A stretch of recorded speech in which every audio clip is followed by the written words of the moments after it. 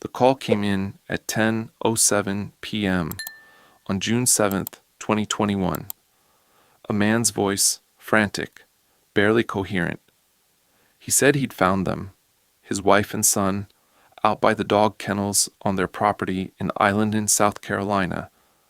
He said there was blood everywhere. The dispatcher kept him on the line, but his answers didn't follow the shape of grief. They followed the shape of something else, something the first responders on scene would begin to sense before they even reached the bodies.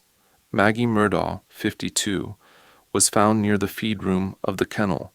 Paul Murdaugh, 22, was found just yards away. Both had been shot multiple times at close range. The weapons were never recovered that night. The man who made the call, Alex Murdaugh, husband, father, attorney, was standing in the driveway when deputies arrived. He told them he'd been away. He told them he'd come home and found them like this. He told them he had no idea who could have done this. That explanation would hold for exactly 14 months. To understand how we arrived at that driveway in Colleton County, South Carolina, you have to understand what the Murdaugh name meant in that part of the state. Not just what it meant in 2021, what it had meant for nearly a century, in a way that had become so embedded in the fabric of local life that most people who grew up there simply accepted it as part of the landscape, like the Spanish moss hanging off the live oaks along Route 278, or the flat brown water of the Salkehatchie River, cutting through the low fields in summer. The Murdaugh family had dominated the 14th Circuit Solicitor's office in the low country of South Carolina for 3 consecutive generations. Richard Murdaugh served as solicitor, then his son Randolph Murdaugh Sr., then Randolph Jr., then Randolph III, known locally as Buster. The family's legal reach extended across 5 counties: Hampton, Jasper, Allendale, Beaufort, and Colleton, for 87 uninterrupted years. In a region where the solicitor's office controlled who got prosecuted and who didn't, where relationships between law enforcement and the bar were tight and personal, and built over decades of shared courtrooms and shared meals, that kind of multi-generational authority didn't just accumulate power, it accumulated silence. The comfortable, unspoken kind of silence that doesn't require anyone to make a decision to stay quiet. It simply becomes the default. Hampton County, where the Murdaugh family's roots ran deepest, is a community of roughly 20,000 people spread across 562 square miles of pine forest, farmland, and river bottom. The county seat, the town of Hampton itself, has a main street that feels like it hasn't changed much since 1975. A hardware store, a diner, a courthouse with white columns, and on that courthouse, for decades, the implicit understanding that the Murdaugh name and the machinery of justice were more or less the same thing. The law school at the University of South Carolina has a courtroom named after the family. Their presence wasn't just historical, it was architectural. Alex Murdaugh, the 4th generation, didn't run for solicitor. He went into civil law instead, joining the prominent Hampton firm, Peters, Murdaugh, Parker, Eltsroth, and Dietrich, known locally by its initials PMPED. He built a reputation as a personal injury attorney, the kind of lawyer who could walk into a room full of insurance adjusters and walk out with a number that made clients feel seen and protected. He knew the judges by first name. He knew the sheriffs. He knew which cases moved quickly and which ones found reasons to stall. In Hampton County, Alex wasn't just a lawyer. He was an institution in himself, the living extension of a family brand that had been synonymous with legal authority since before most of his clients had been born. He lived on a 1,770-acre property called Moselle, a hunting estate in Islington, about 40 minutes south of Hampton.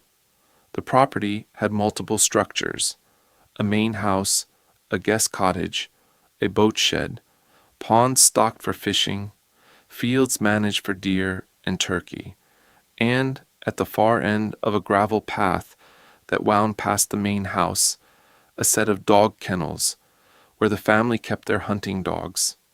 On the evening of June 7th, 2021, it was at those kennels that Maggie and Paul Murdaugh were shot to death. The Colleton County Sheriff's Office arrived at Moselle within minutes of Alex's 911 call. The drive from the nearest substation took about 12 minutes on a good night, along roads that cut through dark fields, with no street lights and no shoulders worth speaking of. What they found when they arrived was a crime scene of significant brutality. Maggie had been shot at least 4 times with what forensic analysts would later determine was a rifle, specifically a .300 Blackout, a caliber favored for hunting and tactically compact enough to be maneuvered in tight spaces. Paul had been shot twice with a shotgun at extremely close range. The pattern of the wounds, the position of the bodies, the distribution of shell casings across the dirt and gravel around the kennel, all of it would take months to fully process. But the initial responding officers noted something almost immediately. The scene was not consistent with a random attack. There was no evidence of forced entry anywhere on the property. There were no signs of robbery, no electronics taken, no vehicles moved, no drawers pulled open. Nothing had been taken at all. The only things left behind were 2 bodies and a man who said he had been visiting his ailing mother 12 miles away. Alex gave his initial statement that night, standing in the driveway, under the lights of the deputy's cruiser, the June air thick and warm and smelling of pine and river mud. He said he'd left Moselle around 9 p.m. to visit his mother Libby, who was in the early stages of Alzheimer's disease and lived in Almeda, a small community about 12 miles to the north. He said he returned home just before 10 p.m. and found Maggie and Paul at the kennels. He said he'd touched Paul's body to check for a pulse. He said he'd called 911 immediately after. Investigators noted the call time, 10:07 p.m. They also noted something else. Paul Murdaugh had made a video on his phone at the kennels that evening. The timestamp read 8:44 p.m. The video, 16 seconds long, shot in the casual, slightly shaky way of someone who isn't thinking about documentation, just capturing a moment, showed one of the family's dogs, a Labrador with a problem with its paw. Paul's voice was on the recording. Maggie's voice was on the recording. And a third voice was audible, clearly, unmistakably in the background. Alex's voice. He was there, at the kennels, at 8:44 p.m. on the evening his wife and son were killed. Alex had told investigators he left for his mother's house around 9 p.m. That was not, in itself, impossible. 16 minutes was enough time to leave the kennels, walk to a vehicle, and drive away from Moselle. But the video placed him at the exact location of the murders, less than 90 minutes before he called 911 to report finding the bodies. And when investigators asked him, in those first hours and days, whether he had been at the kennels that evening, Alex said no. He had not been there, he said. He had said goodbye to Maggie and Paul at the house and left for Almeda. He had not gone down to the kennels. That statement, that denial, would become the fault line on which the entire prosecution was built. A 16-second clip of a dog with a sore paw, recorded on a summer evening without any thought of consequence, would turn out to be the most consequential piece of evidence in the case. In the days that followed the murders, the public narrative around the Murdaugh case moved in two directions simultaneously. On one track, there was the story of a grieving husband and father, a pillar of the legal community, a man who had just lost everything in a single night of violence, a man who deserved sympathy and space. Local officials expressed condolences. Colleagues at PMPED issued statements of support. Alex appeared in public, visibly distraught, his large frame diminished somehow, the way grief can make even physically imposing people look smaller. The community rallied around him in the way that small communities rally around their most prominent members when tragedy strikes, instinctively, and without asking too many questions. On the other track, quieter and moving more slowly, investigators were pulling at threads. The South Carolina Law Enforcement Division, SLED, took over the case within days of the murders. The Colleton County Sheriff's Office remained involved, but SLED's jurisdiction, forensic resources, and institutional distance from the local legal establishment made them the appropriate lead agency. Their agents began doing what investigators do in the early stages of a homicide. They built a picture. They mapped the victims' movements in the days and weeks before their deaths. They reconstructed Alex's timeline. They identified every person who had been on or near the Moselle property in the preceding weeks. They subpoenaed phone records. They requested financial documents. They talked to people who worked for the family, people who had done business with the family, people who had been at Moselle for hunts or parties or maintenance jobs over the years. What they found, almost immediately, was that the Murdaugh family's surface calm had been concealing something far larger than a single night of violence. Paul Murdaugh was not simply a young man who had been killed. He was a young man who had been under criminal indictment for nearly 2.5 years at the time of his death. In February 2019, Paul had been at the helm of a boat on the Broad River near Beaufort, South Carolina, when the vessel struck a bridge, piling at high speed in the darkness. The boat was carrying 6 people in total. 4 of them were thrown into the coal-black water of the river. One of them, a 19-year-old woman named Mallory Beach from Hampton, South Carolina, was not found that night.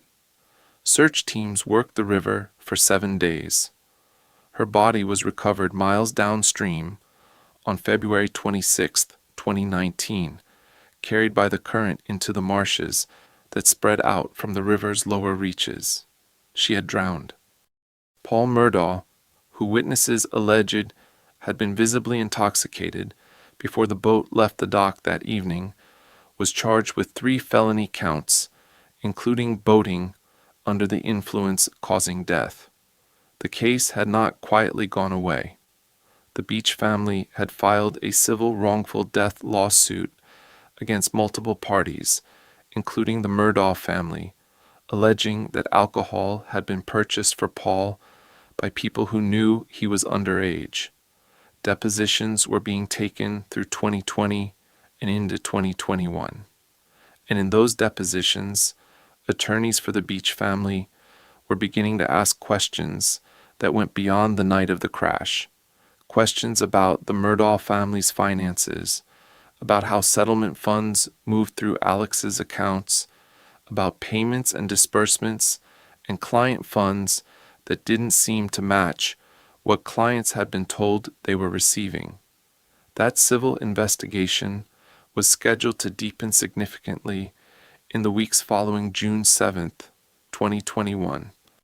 A key deposition in the boat crash civil case had been scheduled for 6 days after the night Maggie and Paul were killed. Investigators noted that timing. They didn't announce it publicly. They simply noted it, and they kept working. 3 months after the murders, on September 4th, 2021, Alex Murdaugh was sitting on the shoulder of a rural road in Hampton County. Salkehatchie Road, a narrow 2-lane that runs through farmland south of the town of Hampton. He later said he had stopped there after receiving a call from a friend. A man named Curtis Edward Smith, who had a long history with Alex involving the purchase of opioid pills, approached the vehicle and shot Alex in the head. Alex survived.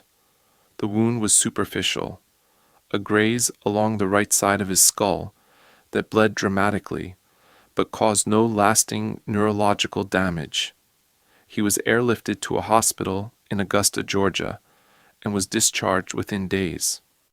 Within hours of the shooting, Alex gave a statement that was almost impossible to process. He said he had asked Curtis Smith to shoot him. He said the plan was for him to die so that his surviving son, Richard Alexander Murdaugh Jr., known as Buster, could collect a $10 million life insurance policy. He said he was in the grip of a severe opioid addiction that had been consuming him for years, that the grief of losing Maggie and Paul had accelerated a spiral that was already well underway, and that he had reached a point where he wanted to end his life but could not bring himself to do it alone. He had called someone he had a transactional relationship with, someone who sold him pills, someone who owed him a degree of loyalty or obligation, and he had asked that person to pull the trigger. The story was staggering in its particulars, and it immediately raised a question that investigators did not ask out loud but could not ignore. If Alex Murdaugh had been in the grip of a severe opioid addiction for years, managing a secret financial scheme of significant scale, and was now willing to arrange his own staged death, what else was he capable of arranging? PMPED placed him on administrative leave the same day as the shooting. Then, within 48 hours, the firm issued a second statement that changed the scale of everything. The firm announced that Alex Murdaugh had been stealing from them. Not a small amount, not a single incident. The firm alleged that Alex had been systematically diverting client settlement funds, money that belonged to injured people, to grieving families, to individuals who had trusted the Murdaugh name with their most vulnerable moments, into accounts he controlled. The theft, they alleged, had been going on for years. The total, they said, was in the millions of dollars. SLED opened a second investigation, and the architecture of Alex Murdaugh's life began to come apart in every direction at once. Over the following weeks and months, the financial picture that emerged was staggering in its scope and in its specificity. Investigators identified a pattern of theft that stretched back more than a decade. Alex had allegedly been taking money that belonged to his clients, many of them poor, many of them from the rural communities of the Low Country, people who had come to the Murdaugh firm after car accidents, workplace injuries, the deaths of family members, trusting that their settlement funds were being carefully managed on their behalf, and routing those funds through a bank account he had established in the name of a fictitious entity he called Forge. The account was designed to look, at a glance, like a legitimate financial services company. It had a name. It had account documents. It was not a company, it was a mechanism for moving stolen money. Among the clients whose funds had been diverted was a woman named Gloria Satterfield. Gloria had worked as a housekeeper for the Murdaugh family for more than 2 decades, cleaning the family's homes, cooking for them, becoming a fixture in the household in the way that long-term domestic employees sometimes do, present for birthdays and holidays and ordinary Tuesday mornings, trusted and familiar. In February 2018, Gloria fell on the front steps of the Murdaugh home on Moselle. The circumstances of the fall were recorded as accidental. She was taken to a hospital in Savannah, Georgia, where she died several days later from her injuries. She was 57 years old. After Gloria's death, Alex Murdaugh encouraged her sons, Tony and Brian Satterfield, to file a wrongful death lawsuit. He referred them to an attorney named Corey Fleming, who was one of Alex's closest personal friends. A settlement was reached for approximately $4.3 million, a significant sum that should have provided meaningful financial security for Gloria's sons. Tony and Brian Satterfield never received it.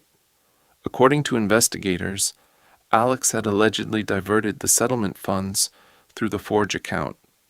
The sons had been told for years that the legal process was ongoing. They had no reason to doubt that. They trusted the system. They trusted the name. When the financial scheme came to light in the fall of 2021, SLED exhumed Gloria Satterfield's body.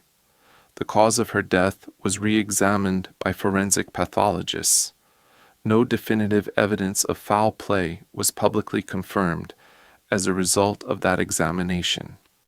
But the fact that her employer, a man whose family she had served for 23 years, had allegedly stolen her wrongful death settlement from her own children he had personally encouraged to pursue that lawsuit, remained one of the most quietly devastating subplots in a case that was already dense with them.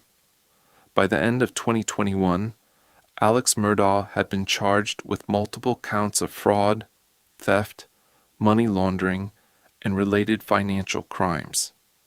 Curtis Smith, the man who had shot him on Salkehatchie Road, had been charged with assisted suicide, conspiracy, and several drug-related offenses. Smith gave varying accounts of what had happened that afternoon. Alex's account remained consistent. It had been a staged suicide attempt, conceived in desperation, executed badly, and survived by accident. The murders of Maggie and Paul remained officially unsolved. SLED agents continued their work through the remainder of 2021 and deep into 2022. The investigation was methodical in a way that reflected both the complexity of the case and the awareness on the part of the investigators that any prosecution of Alex Murdaugh would face intense scrutiny. His family's legal legacy meant that his defense team would have resources and credibility. The case had to be built on ground that would hold. What they found came from multiple directions at once, converging slowly toward a point of sufficient certainty. Investigators examined the shell casings recovered at the scene with particular care. The shotgun casings found near Paul's body were a distinctive type, federal brand, with a specific load designation. SLED's forensic analysts determined they were consistent with ammunition that had been used and stored at Moselle. Witnesses came forward who had seen Alex with a shotgun, matching the general description of the weapon used on Paul in the months before the murders. One witness, a man who had worked on the Moselle property, told investigators he had discovered a blue tarp and a raincoat discarded near the property in the days following the killings. The raincoat was eventually subjected to forensic analysis. The results connected it to Alex. His phone data told its own story. Cell tower records placed his device at Moselle during the window of the murders. More specifically, his phone showed almost no activity between approximately 8:49 p.m. and 9:02 p.m. a gap of roughly 13 minutes in the digital record of a man who, by all accounts from people who knew him, was almost constantly on his phone for business, for personal calls, for the management of the various financial threads he was keeping separate in his head. 13 minutes of silence, beginning 5 minutes after the timestamp on Paul's video. In the context of everything else, that gap carried weight. There was also the matter of his clothing. Alex had told investigators he had changed clothes after returning home from his mother's house, explaining that he had been wearing different items earlier in the evening. But the clothes he was wearing when law enforcement arrived at Moselle that night were examined forensically, and those examinations produced results that would be introduced at trial. In July 2022, 14 months after the murders, SLED made its move. Alex Murdaugh was arrested on July 14, 2022, and charged with 2 counts of murder in the deaths of Margaret Kennedy Murdaugh and Paul Terry Murdaugh. He was denied bond. He was transported to the Alvin S. Glenn Detention Center in Columbia, South Carolina, a facility that sits about 90 miles northeast of Hampton County, far enough from the Low Country that the name on the intake form carried less ambient weight than it would have closer to home. He would remain there until trial. The arrest sent a visible shock through the legal community in South Carolina and through the national media that had been tracking the case since the September 2021 roadside shooting. Alex Murdaugh had been a practicing attorney for more than 2 decades. He had attended the funerals of his own wife and son. He had given interviews expressing grief and bewilderment. He had sat in courtrooms, in churches, at family gatherings, in all the public spaces of a man who had lost everything. While investigators quietly, methodically, assembled the case that would end with him in handcuffs at the Alvin S. Glenn Detention Center on a hot afternoon in July.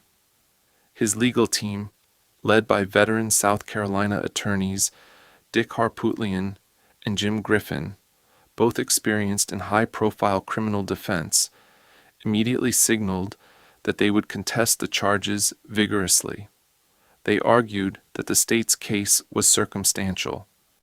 They argued that other potential suspects had not been adequately investigated, specifically individuals connected to the network of people who had reason to fear what Paul might say in further depositions about the boat crash. They argued that the prosecution was building a narrative around a man who had already been publicly destroyed by the financial crime scandal, and that finding an impartial jury in that environment would be nearly impossible. The trial of Alex Murdaugh opened on January 23, 2023, in Walterboro, South Carolina, the seat of Colleton County, a small city of about 5,500 people whose downtown courthouse had seen its share of significant cases over the years, but nothing quite like this. Judge Clifton Newman presided. The prosecution was led by Crichton Waters, a senior SLED attorney who had been embedded in the investigation since its earliest stages and who had spent nearly 2 years preparing for this moment. The courtroom seated perhaps 150 people. Every seat was filled every day. The overflow crowds gathered outside.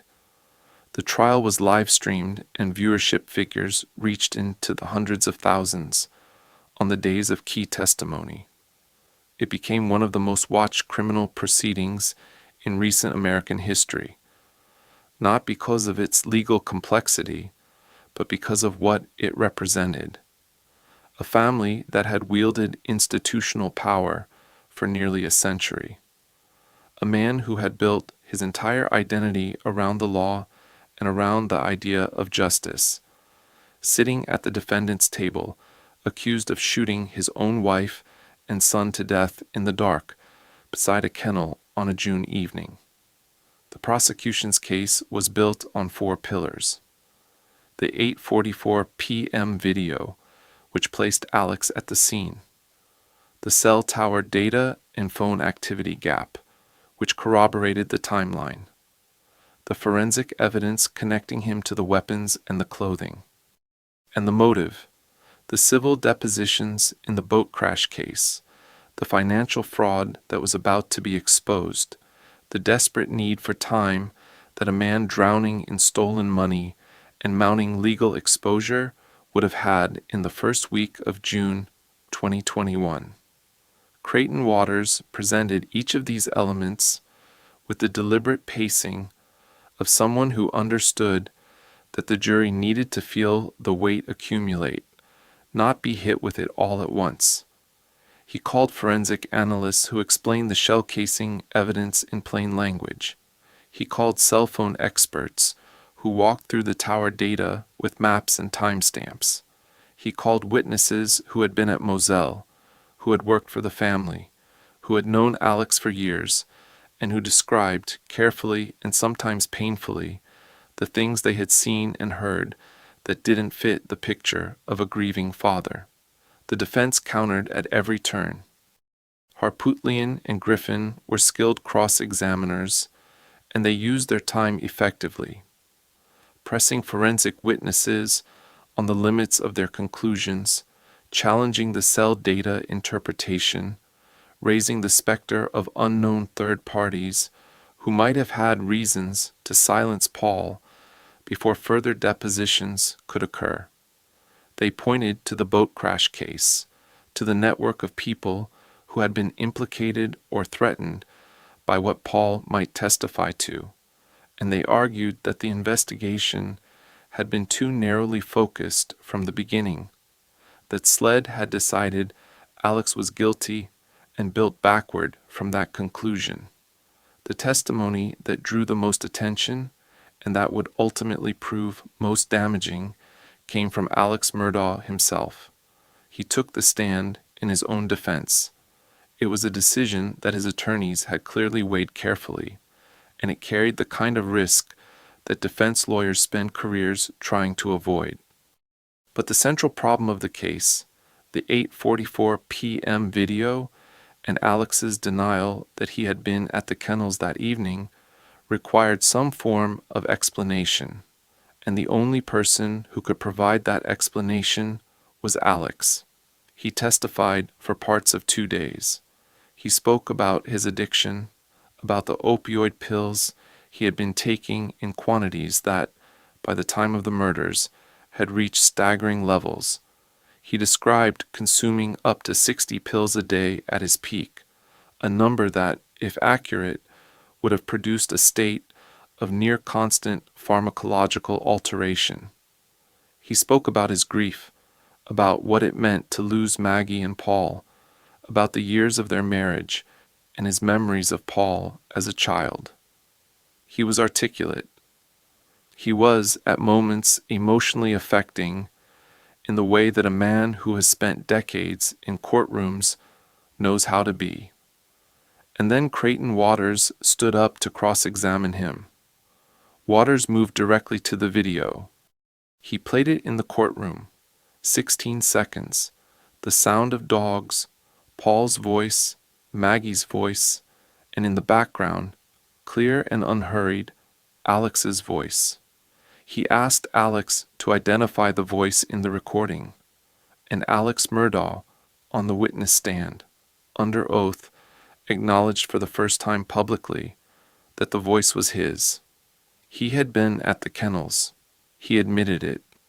He said he had lied to investigators because he was afraid, because he was an addict, because his thinking had been disordered and his fear had overridden his judgment.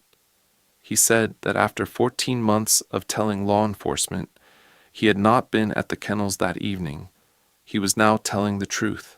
He had been there. He had seen his wife and son alive, and then he had left for Alameda. The courtroom was quiet in a way that courtrooms rarely are. The jury deliberated for 2 hours and 45 minutes. On March 2, 2023, they returned to the courtroom and delivered their verdict: guilty on both counts of murder. Guilty on both counts of possession of a weapon during the commission of a violent crime. Judge Newman sentenced Alex Murdaugh immediately following the verdict, as South Carolina law permitted in cases with mandatory sentences. 2 consecutive life terms, without the possibility of parole. Alex Murdaugh would spend whatever years remained to him inside a South Carolina Department of Corrections facility. He would not be released. Before he delivered the sentence, Judge Newman spoke directly to Alex. He noted that he had practiced law in this circuit for his entire career, that he had known the Murdaugh name since he was a young attorney, that the weight of the name and the history attached to it had been present in every courtroom in the 14th Circuit for as long as anyone currently practicing could remember. He said that he believed, despite everything in the record before him, that Alex was not beyond the reach of redemption in whatever time remained to him. It was a moment of unexpected and careful humanity in a proceeding that had been, for weeks, a systematic documentation of its absence. Alex's legal team filed appeals. They challenged the verdict on several grounds, the most significant of which involved alleged juror misconduct, a claim that one juror had discussed the case improperly with others during the trial, potentially tainting the deliberations. Those appeals moved through the South Carolina appellate system in the months and years following the conviction. As of the time of this recording, Alex Murdaugh remains incarcerated, serving consecutive life sentences at a South Carolina correctional facility. The appeals have not succeeded in overturning the verdict. The financial crimes proceeded on a separate legal track. By the time the murder trial concluded, Alex had been charged with nearly 100 individual counts of fraud, money laundering, breach of fiduciary duty, and related offenses connected to the forged account scheme. The estimated total of stolen client funds exceeded $8 million, a figure that investigators believed represented the recoverable portion of a scheme that may have involved significantly more over its full duration. In late 2023, Alex entered guilty pleas on those charges as well, receiving additional sentences structured to run concurrently with his murder sentences. Corey Fleming, the attorney who had handled the Satterfield wrongful death settlement and who had been one of Alex's closest personal friends since their time together at the University of South Carolina, reached a civil settlement with the Satterfield family and surrendered his law license. The firm PMPED dissolved and reconstituted under a new name, formally severing its institutional connection to the Murdaugh legacy. Several former partners faced scrutiny in the aftermath, though criminal charges in connection with the financial scheme were concentrated on Alex and Fleming, the Beach family who had spent more than 4 years fighting for accountability in Mallory's death, a young woman who had been 19 years old when she was thrown into the dark water of the Broad River on a February night in 2019. Watched the murder trial from a distance. Their civil lawsuit against the Murdaugh estate and related parties continued through the legal process. Connor Cook, one of the passengers on the boat that night, had consistently maintained that Paul was the one driving when the crash occurred. Paul's death had complicated the civil proceedings in ways that the attorneys involved were still working through long after the murder verdict came down. Tony and Brian Satterfield, Gloria's sons, eventually reached settlements with the parties responsible for diverting their mother's wrongful death funds. They had spent years not knowing that the money they were owed money that a jury had determined their mother's life and death were worth, had been stolen by the man who had employed her, who had encouraged them to file the lawsuit, and who had referred them to his own close friend to handle it. Gloria Satterfield had worked for the Murdaugh family for 23 years. She had trusted them with her daily presence, her labor, the ordinary intimacy of being inside someone's home every morning. Her sons had trusted the system that bore the Murdaugh name. Both of those trusts had been broken in ways that no settlement could fully repair. Buster Murdaugh, Alex's surviving son, was not charged in connection with any of the crimes. He has maintained his innocence regarding any involvement and has faced significant public scrutiny, some of it connected to a separate, unproven allegation regarding the death of a classmate years before the murders. That matter remains unresolved as of this recording. Buster has continued to live in South Carolina, navigating a public identity shaped almost entirely by events he did not choose and crimes he was not convicted of. What the Murdaugh case ultimately exposed wasn't just one man's capacity for violence and sustained deception. It exposed the architecture that made that capacity possible for as long as it was. In a region where one family had controlled the prosecutorial machinery for nearly 90 years, accountability had been structurally deferred, not through active conspiracy, not because every person in the system was compromised, but because institutional deference to a powerful name operates quietly and without a memo. It operates through habit, through the accumulated weight of who has always been trusted, who has always been given the benefit of the doubt, whose word has always been taken first. That kind of deference doesn't require anyone to make a corrupt decision. It simply requires everyone to make no decision at all, to let the default hold, to let the name do its work. When that weight finally lifted, when SLED took jurisdiction, when the financial records surfaced, when the 16-second video played on a screen in a Walterboro courtroom, and Alex Murdaugh admitted, under oath, that he had lied. What was underneath was not surprising to the people who had lived in Hampton County their entire lives. For many of them, it was confirmation of something they had long suspected, but never possessed the leverage or the platform to say out loud. The law had protected itself for a very long time. When it finally turned, it turned completely. Alex Murdaugh is 56 years old. He will not leave prison. Maggie Murdaugh was 52. Paul Murdaugh was 22. They were buried at the family cemetery on the Moselle property, on land that has since been sold and that belongs to someone else now. The kennels where they died still stand on that acreage, though the people who live there now have no connection to the family that built them. The dogs that Paul had been tending to on the evening of June 7th, 2021, the evening he made the last video he would ever record, were rehomed in the months after the murders, placed with families in the area who had no idea what they were receiving, along with the animals, a small piece of the last ordinary moment of a young man's life. The 8:44 p.m. recording still exists. 16 seconds.